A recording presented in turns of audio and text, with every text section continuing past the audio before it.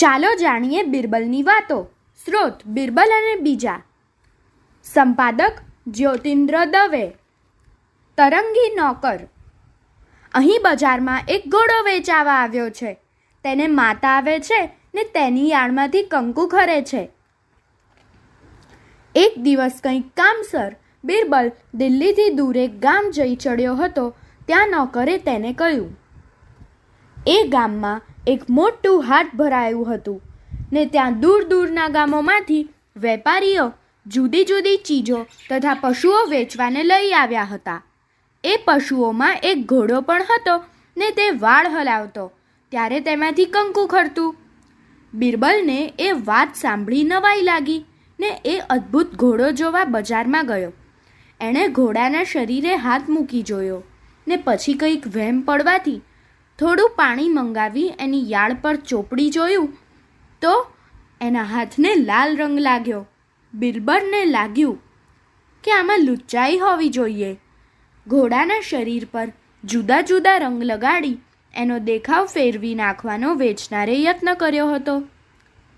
આ ઘોડો કોનો છે? બિરબલે પૂછ્યું. જનાબ, મારો છે, વેચવાનો છે. બહુ ઉમદા જાનવર છે. એના શરીર પરથી કંકુ ખરે છે. બાજુમાં ઊભેલા એક વેપારીએ જણાવ્યું. એ તો હું સમજ્યો. યાળ પર લાલ રંગના થેપડા કર્યા છે તે તડકામાં સુકાઈ જઈ ખરે છે, પણ એ તને મળ્યો ક્યાંથી? જનાબ, મને તો એક પરદેશી સોદાગરે વેચાતો આપ્યો છે. તેની પાસેથી સોદાગરના નામઠામ જાણી લઈ એણે તપાસ કરાવી તો જણાયું કે એ કોઈ સોદાગર નહોતો પણ ચોર હતો અને એક પરદેશી મુસાફર ધર્મશાળામાં રાત્રે સૂતો હતો તેનો ઘોડો એ ચોરી લાવ્યો હતો. દિલ્હી જઈને બિરબલે ઘણી તપાસ કરી ત્યારે એ પરદેશી મુસાફરનો એને પત્તો લાગ્યો. બિરબલે એને પોતાની પાસે બોલાવી મંગાવ્યો ને પૂછ્યું, શેઠ, તમારો કંઈ માલ ચોરાયો છે?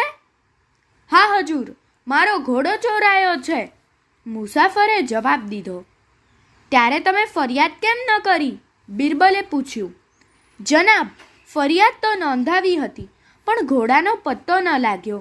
એટલું જ નહીં પણ સિપાહીઓએ એક પછી એક ઘોડાઓ પકડી લાવી મને તે બતાવવા માટે એટલી વખત બોલાવ્યો કે તે જોવા સારું ચોકીએ જઈને મારો દમ નીકળી ગયો. એટલે મેં ફરિયાદ પાછી ખેંચી લીધી. વેપારીએ કહ્યું. ઠીક, વારું, તમારો ઘોડો કેવો હતો તે કહો તો હું શોધી કાઢવાનો બંદોબસ્ત કરું. બિરબલે કહ્યું. મુસાફરે ઘોડાનું વર્ણન કરી બતાવ્યું. બિરબલે ચોરાયેલો ઘોડો નોકર પાસેથી તબેલામાં છોડી મંગાવ્યો. માલિકને જોતા વાર ઘોડો ખુશ થઈને હણહણાટ કરવા લાગ્યો. આજ મારો ઘોડો! મને જોતા વાર તે કેટલો ખુશ થઈ ગયો. પણ આપની પાસે ક્યાંથી આવ્યો? મુસાફરે કહ્યું. હું એક ગામમાં ગયો હતો. ત્યાં આ ઘોડો વેચવા આવ્યો હતો. મને વહેમ પડવાથી મેં તપાસ કરી તો મને એ ચોરીનો માલ છે એમ જણાઈ આવ્યું. પણ એના ખરા માલિકનો પત્તો અત્યાર સુધી નહોતો લાગ્યો. પણ તમારી પાસે ચોરાયો શી રીતે? બિરબલે પૂછ્યું. રાતના વખતે એક ગામડાની ધર્મશાળામાં હું ને મારો નોકર રહ્યા હતા. મારા નોકરની ગફલતને લીધે ઘોડો ચોરાઈ ગયો, મુસાફરે જણાવ્યું. તમે ને તમારો નોકર ઊંઘતા રહ્યા હશો ને ઘોડો ચોરાઈ ગયો, બિરબલે જણાવ્યું. ના જનાબ, મારો નોકર તો આખી રાત જાગતો રહ્યો હતો, મુસાફરે કહ્યું. ત્યારે ઘોડો કેમ ચોરાયો? તમારો નોકર વિચાર વગરનો હશે, બિરબલે કહ્યું. ના જનાબ, એને બહુ વિચાર કરવાની ટેવ છે અને વિચાર કર્યા જ કરતો હતો ત્યાં ઘોડો ચોરાઈ ગયો, મુસાફરે જણાવ્યું. તમારી વાત વિચિત્ર છે, બિરબલે કહ્યું. હા જનાબ, એ વાત પણ વિચિત્ર છે ને લાંબી પણ છે. આપની મરજી હોય તો કહી સંભળાવું, મુસાફરે કહ્યું અને બિરબલે મરજી બતાવવાથી એણે પોતાની વાત કહી સંભળાવી. મારે દિલ્હી આવવું હતું. હું ધીરે ધીરે ઘોડા પર મુસાફરી કરતો હતો ને મારી સાથે નોકર હતો તે મારી જોડે ચાલતો હતો. રસ્તામાં અમે એક નાના સરખા ગામડામાં આવી પહોંચ્યા ને રાત પડી ગઈ ને ઘોડો પણ ખૂબ થાક્યો હતો, એટલે રાતવાસો ત્યાં ગાળવાનો મેં નિર્ણય કર્યો. ગામમાં જૂની પુરાણી ધર્મશાળામાં જઈ અમે પડાવ નાખ્યો. મારી પાસે સામાનમાં ખાસ કિંમતી ઘોડા સિવાય બીજું કંઈ હતું નહીં, પણ એ ઘોડો બહુ જ ઊંચી જાતનો તેમજ ઘણો વાલો હોવાથી એને કોઈ ચોરી ન જાય એની હું બહુ જ કાળજી રાખતો. તેથી મેં નોકરને કહ્યું કે આ ઘોડો સાચવવા આપણે જાગતા રહેવું પડશે. માટે એક કામ કરીએ, પહેલી રાતના હું સૂઈ જાઉં ત્યારે તું જાગતો રહેજે, પછી મને જગાડી તું સૂઈ જજે. મારા નોકરે જવાબ દીધો, શેઠ, એવી કંઈ જરૂર નથી, હું આખી રાત જાગતો રહીશ, તમારે નિરાંતે સૂઈ જાઓ. મારો નોકર કોઈ વાર વિચારે ચડી જાય છે તો આખી રાત એમ ખેંચી કાઢે છે. એ હું જાણતો હતો એટલે હું નિરાંતે સૂઈ ગયો. 2-1 કલાક ઊંઘ્યો હોઈશ એટલામાં મને એણે બૂમ મારીને જગાડ્યો. સફાળા બેઠા થઈને મેં એને પૂછ્યું, કેમ, શું થયું? ઘોડો તો સલામત છે ને? થયું તો કંઈ નથી શેઠ, પણ મને એક વિચાર આવ્યો છે તેથી તમને જગાડ્યા. મારા નોકરે જવાબ દીધો. શું વિચાર આવ્યો? મેં પૂછ્યું. હું આ આકાશ સામું ક્યારનો જોઈ બેઠો છું. મને એમ થાય છે કે એ પડતું કેમ નથી. એણે કહ્યું. તે આ કહેવા માટે મને ઊંઘમાંથી જગાડ્યો? મેં ખીજવાઈને કહ્યું. પણ આવડા મોટા આકાશને એક થાંભલો પણ નથી, તે છતાંય નીચે પડતું કેમ નથી?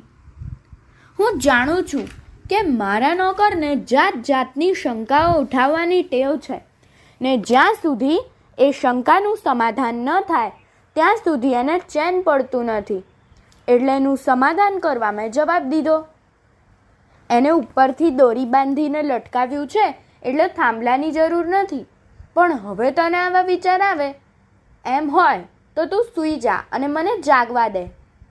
ના, તમે તમારે સૂઈ જાઓ, હું તો જાગતો જ રહીશ, એણે કહ્યું ને હું પાછો સૂઈ ગયો.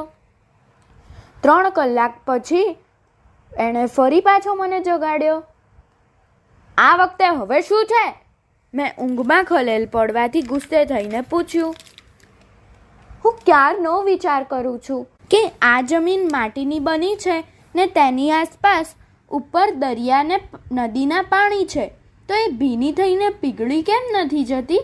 મને આનો કંઈ ખુલાસો જડતો નથી. હું ગુસ્સે તો ખૂબ થયો, પણ એનું સમાધાન કરવા બોલ્યો. પાણીમાં પલળે કે પીગળે નહીં એટલા માટે એ માટીને ખાસ રંગ લગાવ્યો છે, માટે તો પીળી, કાળી, લાલ એવી જાત જાતની માટી દેખાય છે. પણ હવે તું કંઈ પૂછીશ તો હું જવાબ દેવાને બદલે તારા હાડકાં ખોખરા કરી નાખીશ. માટે તને કંઈ વિચાર આવે તો તારા મનમાં જ રાખી મૂકજે, સમજ્યો? મેં એને દમ ભરાવતા કહ્યું અને પછી ઊંઘ બહુ આવતી હોવાથી હું સૂઈ ગયો. પણ થોડી વાર પછી હું મારી મેળે જ જાગી ઉઠ્યો ને જોઉં છું તો એને ખૂબ ઊંડા વિચારમાં ઉતરી પડેલો દીઠો. કેમ અલ્યા, વળી પાછો શા વિચારે ચડી ગયો છે? મેં પૂછ્યું. સારું થયું શેઠ તમે જાગી ગયા તે, મને કંઈ સૂઝતું જ નથી ને મારો જીવ એવો ગભરાય છે, એણે ગરીબડું મોઢું કરીને કહ્યું. કેમ, કંઈ તબિયત તો નથી બગડી ને? મેં પૂછ્યું. ના, એ તો મને એક વિચાર આવ્યો. આવે જ, તને વિચાર આવ્યા સિવાય બીજાનું કશું થાય છે ખરું? બોલ, શો વિચાર આવ્યો? થોડી વાર પહેલાં દરિયાની વાત કરી હતી તે પરથી મને એમ વિચાર આવ્યો કે દરિયામાં આગ લાગે તો માછલીઓ ક્યાં જાય? એણે કહ્યું. મૂર્ખા, એટલું એ નથી જાણતો, ઝાડ પર ચડી જાય. મેં જવાબ દીધો. હા, એ બરાબર, એ રાજી થઈને બોલ્યો. હવે તમે સૂઈ જાઓ. હું સૂતો તો ખરો, પણ મને કંઈ બરાબર ઊંઘ આવી નહીં. મેં આંખ ઉઘાડીને જોયું તો મારા નોકરને મારી સામું તાકી રહીને જોતો દીઠો. કેમ અલ્યા, એ શું કરે છે? મેં પૂછ્યું. કંઈ નહીં શેઠ, મને એક વિચાર આવ્યો કે તમને પૂછું કે નહીં એમ વિમાસતો હતો. એણે જવાબ દીધો. હજી કંઈ બાકી છે? મેં ચીડાઈને પૂછ્યું. મને એવો વિચાર આવ્યો કે ઈંડું પહેલું કે મરઘી પહેલી. એણે કહ્યું. આ જમાજુના પ્રશ્નનું નિરાકરણ કરી નાખી મેં એને જવાબ દીધો. બેમાંથી એકે પહેલું નહીં, સૌથી પહેલો મરઘો. આ જવાબથી એનું સમાધાન થયું કે નહીં તેની પરવા કર્યા વગર હું ઊંઘી ગયો. કલાકે એક ભાગ્યે ઊંઘ્યો હોઈશ એટલામાં એણે મને ઢંઢોળીને જગાડ્યો. આ વખતે તો મારો મિજાજ એટલો ગયો હતો કે મેં એને લપડાક ખેંચી કાઢવાનો વિચાર કર્યો, પણ વિઘરી ગયેલા ઘી જેવું એનું મોં જોઈને મારાથી હસી પડાયું. કેમ અલ્યા, વળી પાછું શું થયું? આજે તારો બાપ મરી ગયો હોય એવું મોં કરીને કેમ બેઠો હે? મેં પૂછ્યું. મારો બાપ તો મરી ગયા ને બહુ વર્ષો થઈ ગયા, પણ આ વખતે મને 2 વિચાર આવ્યા છે, તેના જવાબ તમારાથી અપાવવાના નથી. હવે તું વિચાર કરવા છોડી દેશે? તું હવે સૂઈ જા, હું જાગતો રહીને ઘોડાને સાચવીશ. મેં કહ્યું. મને એ જ વિચાર આવે છે, એણે જવાબ દીધો. ત્યારે તું સૂઈ જા, મેં કહ્યું. ના, એમ નહીં, મને એક વિચાર એ આવે છે કે ઘોડો તો કોઈ લઈ ગયું, હવે મારે જાગવાની જરૂર ખરી? એણે કહ્યું. શું, ઘોડો ચોરાઈ ગયો? મેં એકદમ ઊભા થઈ જઈને પૂછ્યું. હા, એણે ઠંડે પેટે જવાબ દીધો. ને બીજો વિચાર એ આવે છે કે ચોર અહીં જીન ભૂલી ગયો છે, તો જીન વગર ઘોડા પર સવારી કઈ રીતે કરશે? હું તો ખૂબ ખીજવાઈ ગયો ને મેં એને સારી પેઠે મેથી પાક જમાડ્યો ને સવાર થતાં ઘોડો ચોરાવાની સરકારમાં ફરિયાદ નોંધાવી. તમારી ધીરજને પણ ધન્ય છે. આવા નોકરને તમે રાખી કેમ રહ્યા અને રજા કેમ ના આપી? બિરબલે પૂછ્યું. જનાબ, એ બહુ મહેનતુ અને પ્રામાણિક છે ને નાનપણથી જ અમારે ત્યાં ઉછ્યો છે.